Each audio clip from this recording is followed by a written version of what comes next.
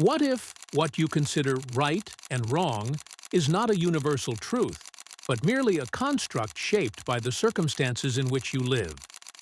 What if morality is a matter of perspective, a thin line between what is accepted by your culture and what is rejected by society? What then is truly right and wrong if even moral conventions can be questioned? Morality has been a profound field of debate for millennia, with philosophers offering different answers to the fundamental question, are there absolute standards of right and wrong, or are moral norms relative? Moral relativism, defended by thinkers like Friedrich Nietzsche, suggests that concepts of good and evil do not have an objective and fixed basis, but are cultural and individual constructions. For Nietzsche, traditional morality, often based on religious dogma, is a creation that serves the interests of certain groups.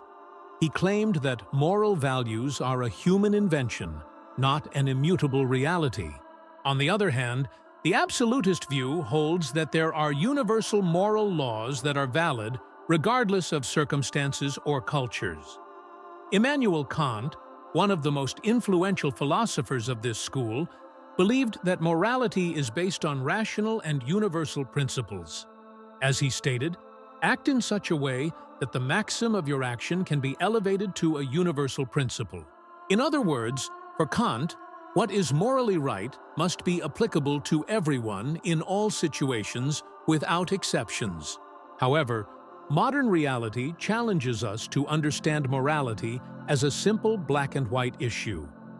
In a globalized and multicultural world, what is considered acceptable in one society may be deeply questioned in another. The practice of a traditional custom may be seen as a violation of human rights in another part of the world.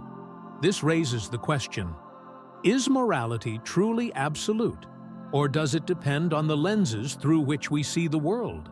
Moral psychology also suggests that our concepts of right and wrong are formed by a combination of biological, social, and cultural factors. Moral psychologist Jonathan Haidt argues that morality is largely a social construct, created to promote cohesion within a group.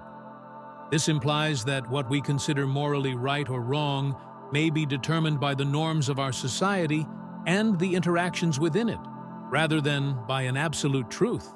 The tragedy of morality, then, may lie precisely in our inability to agree on what is right and wrong, because these concepts are deeply rooted in our own perspectives. Instead of seeking definitive answers, perhaps the real question is how we can coexist with the uncertainty and diversity of values that exist in the world.